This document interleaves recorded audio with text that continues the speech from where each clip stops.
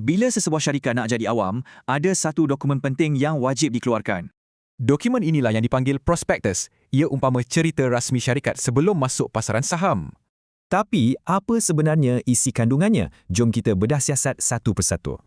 Okey, pertama sekali, jom kita fahamkan dulu asas tawaran awam perdana atau IPO. Prospektus ni bukan iklan tau. Ia pendedahan terperinci yang wajib di sisi undang-undang.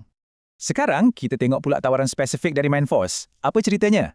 Inilah dia Manforce Group. Mereka dalam bisnes pengurusan pekerja dan kini nak tawarkan saham. IPO inilah proses yang menukarkan status syarikat daripada swasta kepada awam di bursa. Dan inilah harga permulaannya. Setiap saham ditawarkan pada harga 38 sen.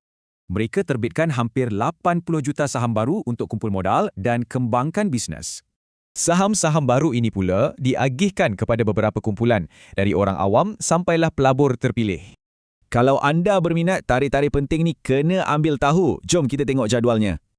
Prospektus dah pun bagi satu jadual lengkap dari permohonan dibuka sampailah hari penyenaraian. Manforce akan disenaraikan di pasaran ACE, iaitu pasaran untuk syarikat-syarikat yang sedang berkembang.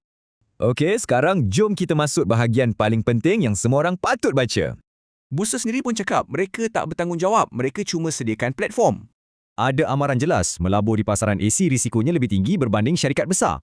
Dan nasihat paling penting, kalau tak pasti, lebih baik tanya pakar. Ini serius tau. Jadi, macam mana semua ni berfungsi dari awal sampai akhir? Jom kita ringkaskan prosesnya. Nampak kan? Prosesnya mudah je. Dari prospektus, mohon, dapat saham dan akhirnya disenaraikan. Kenapa semua ni penting? Sebab prospektus beri anda fakta, bukannya ayat-ayat manis pengiklanan.